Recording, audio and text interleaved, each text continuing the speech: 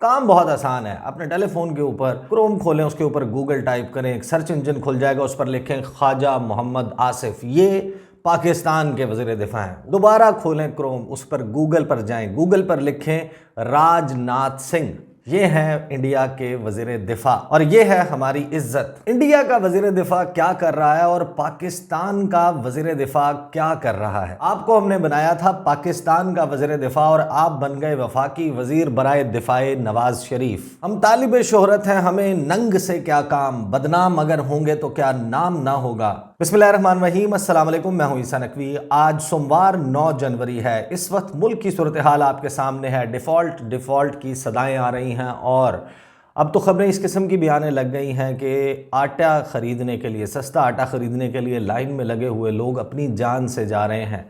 मुल्क की सूरत हाल ये है और दूसरी तरफ शहबाज शरीफ की कुछ 70-80 अरकान की काबीना गुलछर्रे उड़ा रही है, मज़े ले रही है, प्रेस कॉन्फ्रेंसें हो रही हैं, एक के बाद एक प्रोग्राम में जाकर इमरान खान के ख़िलाफ़ तकारीर हो रही हैं। मुल्क की सूरत हाल संभालने के बजाय ये इमरान खान को संभालने में लगे हुए हैं और गुज़श्ता 10-11 माह में जो मुल्क की सूरत हाल, जिस नहज पर मुल्क पहुँच गया है, इस वक्त आप अंदाज़ा लगाइए। आप जाएं, मार्केटों में जाएं, जाकर देखें, लोगों से बात करें, कारोबार बंद हो रहे हैं, फैक्ट्रियां बंद हो रही हैं, इस मुल्क में सनतें तबाह हो रही हैं, एक्सपोर्ट्स की सूरत हाल आपके सामने है। पाकिस्तान में जो रेमिटेंसेज आती थी उनका इनफ्लो किस हद तक कम हो गया है और भीख मांगने और दुआएं करने के अलावा इस हुकूमत के पास कोई चारा नज़र नहीं आता। इस वीडियो में हम बात करेंगे ख्वाजा मोहम्मद आसिफ के हवाले से। और वैसे तो पाकिस्तान में आपको मालूम है कि जो दिफा का शोबा है उसको संभालती है पाकिस्तान की आर्मी, देखती है पाकिस्तान की आर्मी। और हिस्टोरिकली पाकिस्तान में जो वज़राए दिफा रहे हैं मुख्तलिफ मौक़े पर, चाहे वो इमरान खान के वज़ीर दिफा हों, चाहे नवाज शरीफ के पहले वाले वज़राए दिफा हों, या फिर पीपल्स पार्टी या किसी भी जमात के वज़ीर दिफा हों, उनका जो सिविलियन लोग हैं उनका रोल पाकिस्तान में डिफेंस के मामलात में बहुत कम होता है। लेकिन वो कभी भी किसी रॉन्ग रीज़न से, किसी गलत वजह से मशहूर नहीं होते। इस वीडियो में मैं आपके सामने रखूँगा और आपका जो है वो सर शर्मिंदगी से झुक जाना चाहिए। पाकिस्तान के जो वज़ीर दिफा हैं ख्वाजा मोहम्मद आसिफ, वो किस किस्म का काम कर रहे हैं, किस बात के ऊपर मशहूर हो रहे हैं, इंटरनेशनल मीडिया उसको किस तरीके से रिपोर्ट कर रहा है। ये काम बहुत आसान है। आपने जो है वो, मैं साथ साथ ये साइड के ऊपर आपको स्क्रीन नज़र आ रही है, मैंने आसानी के लिए वीडियो जो है वो अपलोड कर दी है, साथ में वो स्क्रॉल होता रहेगा। वो जो गुफ्तगू मैं कर रहा हूँ, जो खबरें मैं आपके साथ शेयर कर रहा हूँ, वो आपको साइड विंडो में जो है वो मेरे साथ नज़र आ रही होंगी। और वज़ीर दिफा है एक हमारे पड़ोसी मुल्क है इंडिया। आपको मालूम है कि हमारा उसके साथ एक मुखासमत वाला, एक दुश्मनी वाला ताल्लुक़ है। इंडिया वाहिद डिक्लेयर्ड एनिमी है पाकिस्तान का। अब होना तो ये चाहिए कि जो हमारे वज़ीर दिफा उनके हम मनसब हैं राजनाथ सिंह। अब राजनाथ सिंह कोई बात करते हैं तो हमारे वज़ीर दिफा को उसकी जवाब देना चाहिए। जिस तरीके से इंडिया का वज़ीर दिफा जो कुछ करता नज़र आता है, पाकिस्तान के वज़ीर दिफा जो है वो आपने देखा होगा कि वो बस हामिद मीर के टॉक शो से उठते हैं, शाहज़ेब खानज़ादा के टॉक शो में चले जाते हैं, वहाँ से उठते हैं मोहम्मद मालिक के टॉक शो में चले जाते हैं, जहाँ जहाँ वो अपनी मर्ज़ी की मनपसंद काम कर सकें, सियासत कर सकें, तानेबाजी कर सकें, वो करते हैं। और फिर हर मिनिस्टर को इस गवर्नमेंट में जो है वो शौक़ क्या है, वो शौक़ ये है कि आपकी अपनी वजारत आपसे संभल रही है या नहीं संभल रही है, आप उस वजारत में काम डिलीवर कर रहे हैं या नहीं कर रहे, आपने दूसरी तमाम वजारतों में टांग अड़ाना है। आपको कभी नज़र आएगा कि, आपको याद है कि वो इस्माइल थे, वो कभी वज़ीर तिजारत बन जाते थे, कभी वो वज़ीर ख़ारजा बन जाते थे, हालांकि उनका रोल जो है वो डिफरेंट था, फाइनेंस उनसे भी नहीं संभला। इसी तरीके से इसहाक डार जो है वो सियासत भी करते नज़र आते हैं। अपने उनके महकमे का क्या हाल है वो आपको मालूम है। वज़ीर दिफा जो है हमारे ख्वाजा आसिफ, वो भी फॉरेन मिनिस्टर का रोल भी किरदार भी अदा करते हैं, फिर वो एनर्जी के मिनिस्टर भी बन जाते हैं। वो जिस ब्रीफिंग्स में जिस किस्म की गुफ्तगू करते हैं उसकी वजह से फिर वो मशहूर हो जाते हैं। एहसन इकबाल जो हैं वो भी हर मिनिस्ट्री में घुसे होते हैं। इसी तरीके से ख्वाजा साद रफ़ीक हैं, उनको भी हर मिनिस्ट्री में टांग अड़ाने का शौक़ है। सूरत हाल कुछ यूँ है कि अब बड़ा आसान सा काम है ये। आपने अपने, अगर आप चाहें, आप टेलीफोन के ऊपर खोलें, क्रोम खोलें, उसके ऊपर गूगल का सर्च इंजन जो है वो खोल लें। अगर आपका जो है वो डिफ़ॉल्ट स्क्रीन पे वो मौजूद नहीं है, उस पर आप टाइप करें ख्वाजा मोहम्मद आसिफ, ये है पाकिस्तान के वज़ीर दिफा। और उसके बाद दोबारा एक और विंडो खोल लें जिसमें आप लिखें राजनाथ सिंह। ये जो राजनाथ सिंह है ये इंडिया के वज़ीर दिफा हैं।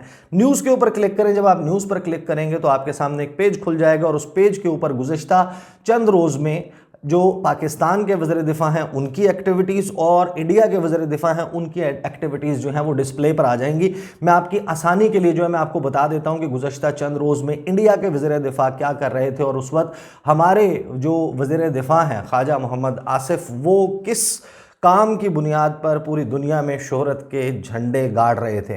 अब राजनाथ सिंह साहब को जब आप खोलते हैं तो आपको मुख्तलिफ खबरें मिल जाती हैं। मैं वन बाय वन आपके सामने कुछ खबरें रख देता हूँ। ये खबर है जनाब 3 जनवरी की, जिसमें राजनाथ सिंह जो है वो दिल्ली में मौजूद हैं और ये कह रहे हैं कि Agnipath is a game changer scheme for armed forces.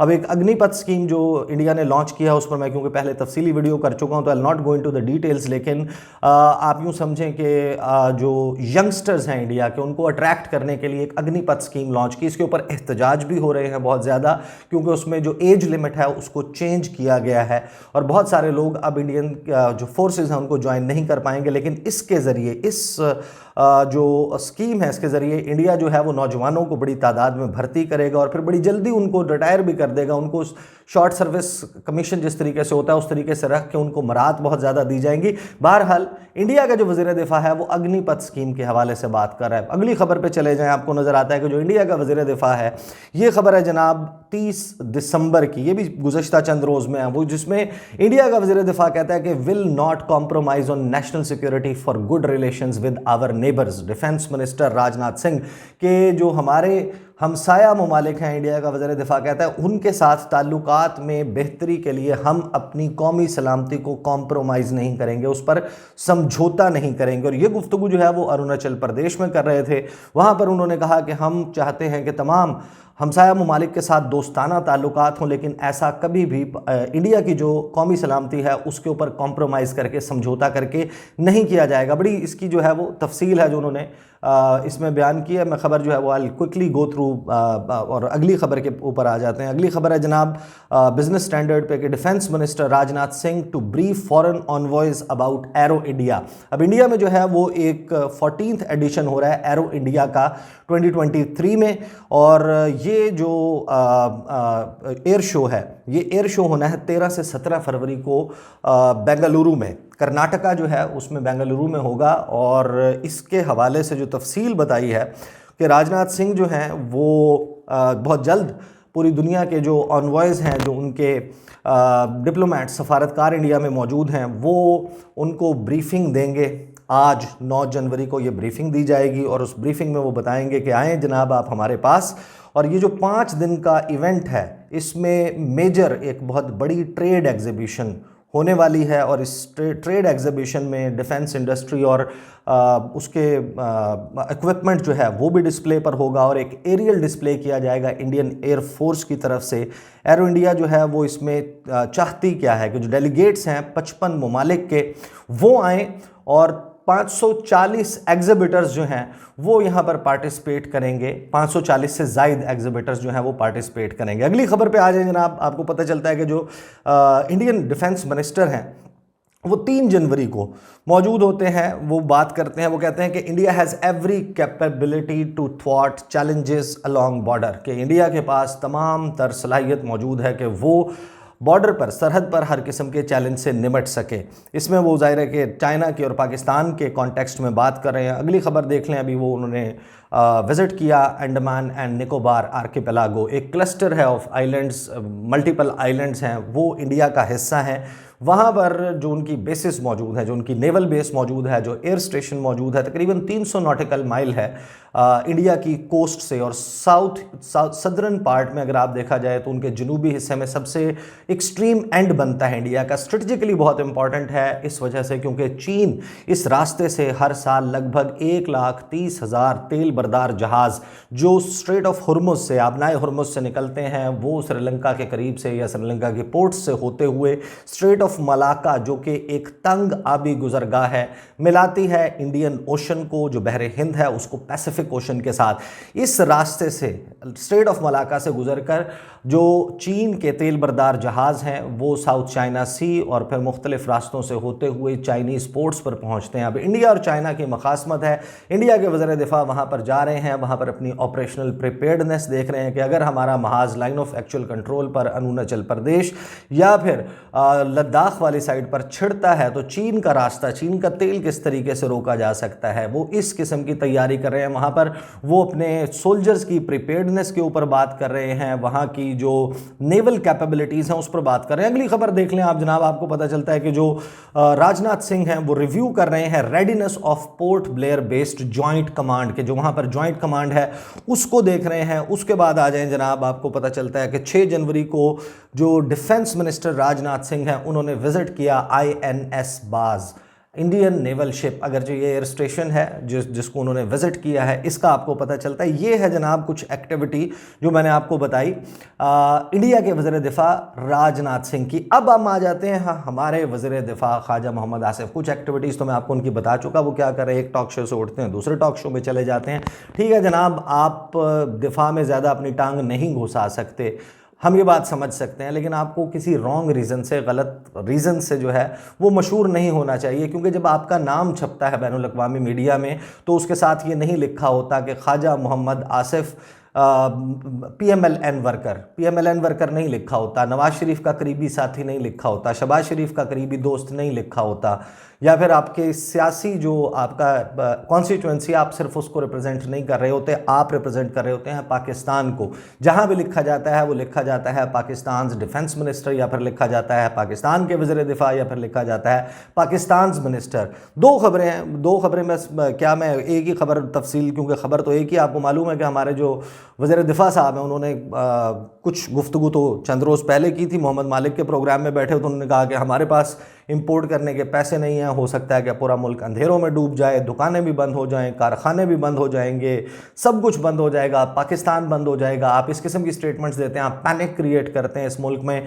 और ये जो मुल्क में पैनिक है, ये जो फ्लाइट है, ये डॉलर की जो इस वक्त शॉर्टेज है, वो उसकी एक वजह जो है वो इस हुकूमत के पे दर पे बयानात भी हैं। गुज़श्ता साल फरवरी के महीने से आप मुसलसल गर्दान खुद ये आपने गर्दान जो है वो जारी की हुई है, आपके ज़बानों पर जारी है कि मुल्क डिफ़ॉल्ट हो रहा है, मुल्क डिफ़ॉल्ट हो जाएगा, हम डिफ़ॉल्ट से बचाने आए हैं, हम जो है वो इमरान खान ने मुल्क को डबो दिया था। हालांकि उस वक्त तक ना तो आपको कोई इंटरनेशनल इदारा, ना आपको कोई इकॉनमी को, फाइनेंस को कवर करने वाले जरीदे, ना ही आपको कोई इंटरनेशनल फाइनेंशियल इंस्टीट्यूशन ये कह रहा था कि पाकिस्तान जो है उसको डिफ़ॉल्ट का ख़तरा है। आपने कह कर पाकिस्तान में एक ऐसा अदम इस्तेहकाम क्रिएट किया और फिर इस किस्म के बयानात। फिर ख्वाजा आसिफ जो हैं वो गए थे, आपको मालूम है कि एक ब्रीफिंग दी उन्होंने बताया कि बाज़ार जल्दी बंद करना क्यों ज़रूरी है। अब जो बाज़ार जल्दी बंद करना ज़रूरी है, खबरें आपने देख ली साइड के ऊपर, बस एक थोड़ी सी तफसील मैं आपके सामने रख देता हूँ। हिंदुस्तान टाइम्स कहता है कि why close markets early question mark, Pakistan minister says for population control, के आबादी को कंट्रोल करने के लिए, रोकने के लिए बाज़ार और मार्केटें जो हैं वो जल्दी बंद होने चाहिए। असल बात यह कि आपके पास डॉलर नहीं है और आप पेट्रोलियम प्रोडक्ट्स, आप क्रूड ऑयल, आप खाम तेल इंपोर्ट नहीं कर सकते, आप उसको जलाकर बिजली नहीं बना सकते, डैम में पानी नहीं होता सर्दी के मौसम में, आपके पास अल्टरनेट ज़राए नहीं है, वाहिद आसरा ये बनता है कि आप जो है वो तेल के ज़रिए जो है वो बिजली पैदा करें। आपके पास डॉलर्स नहीं हैं तो फिर आप लोगों को बताते हैं कि इससे क्या होगा। कल को आप ये कहेंगे कि जनाब, आपने ये स्टेटमेंट्स भी सुनी हुई है ना कि वो कहते हैं कि जनाब एक रोटी 4 आदमी खा लें, कभी कहते हैं कि जनाब चाय की प्याली 2 की बजाय 1 पी लें। शहबाज शरीफ कहते हैं मैं कपड़े अपने बेच के जो है वो पता नहीं अब तक बिके क्यों नहीं, मैं आटा जो है वो सस्ता कर दूंगा। बहरहाल खबर जो है वो एक ये है। और दूसरी खबर, वेयर मार्केट्स क्लोज ... ये NDTV ने छापी है। पाक ministers bizarre theory on population boom. इसकी तफसील में जब आप जाते हैं तो वो ये कहते हैं कि जनाब पाकिस्तान के ख्वाजा आसिफ नहीं, ना ही उन्होंने ये कहा कि मुस्लिम लीग नून के, उन्होंने कहा पाकिस्तान के वज़ीर दिफा ख्वाजा मोहम्मद आसिफ के मुताबिक हर वो मुल्क, हर वो जगह जहाँ पर 8 बजे तक या 8 बजे से पहले मार्केटें बंद हो जाती हैं, वहाँ पर बच्चे कम पैदा होते हैं। अब ये ख्वाजा आसिफ ही एक्सप्लेन कर सकते हैं कि वो बच्चे कम किस तरीके से पैदा होते हैं। मेरे पास तो इसकी या पता नहीं कौन सी लॉजिक है जिसकी वजह से वो ये कह रहे हैं। बहरहाल क्विकली आपको डिटेल बता देता हूँ कि video of Pakistan defence minister Khawaja Mohammad Asif sharing his thoughts on how to control the population has everyone's attention. As per the minister, the birth rate is less at places where markets are shut at 8 p.m. Speaking at a press conference in Islamabad, the minister said, wherever the markets close at 8 p.m. the birth rate is low. और फिर इसके बाद आपको मालूम है इसके ऊपर उनकी ट्रोलिंग भी हुई, बहुत सारे लोगों ने इसका मजाक भी उड़ाया। शेरी रहमान का जो इसके ऊपर रिएक्शन था, साथ बैठी हुई थी, उसके ऊपर भी लोगों ने तबसरे किए। लेकिन आपको you should never be famous for wrong reasons. आप वज़ीर दिफा हैं, आप पाकिस्तान के दिफा के हवाले से बयानात दें। राजनाथ सिंह जो हैं वो कभी जाते हैं कश्मीर में, मकबूजा कश्मीर में, वो वहाँ पर पाकिस्तान के ख़िलाफ़ बयान देते हैं। कभी वो कहते हैं कि पाकिस्तान का बनना ऐतिहासिक गलती थी, इस गलती को दूर करेंगे। पाकिस्तान के वजूद के ख़िलाफ़ बात करते हैं। उनके जो फायर एंड फ्यूरी कोर है 14 कोर, उसके कमांडर्स पाकिस्तान के ख़िलाफ़ बयान देते हैं। कभी वो चाइना पाकिस्तान इकनॉमिक कॉरिडोर के ख़िलाफ़ बयान देते हैं। कभी वो गिलगित बल्तिस्तान और आज़ाद कश्मीर को पाकिस्तान से हथियाने की बात करते हैं। आपका काम ये है, आप वज़ीर दिफा हैं, आप उसके ऊपर स्टेटमेंट दें। आप जाएं, अगर आपका एक्सेस नहीं है, आपको नहीं इजाज़त मिलती कि आप कोई फॉरवर्ड पोस्ट पर जाकर जो है वो जवानों के साथ आप इंटरमिंगल करें, उनसे मुलाकात करें, उनका मोराल बढ़ाएं, ठीक है।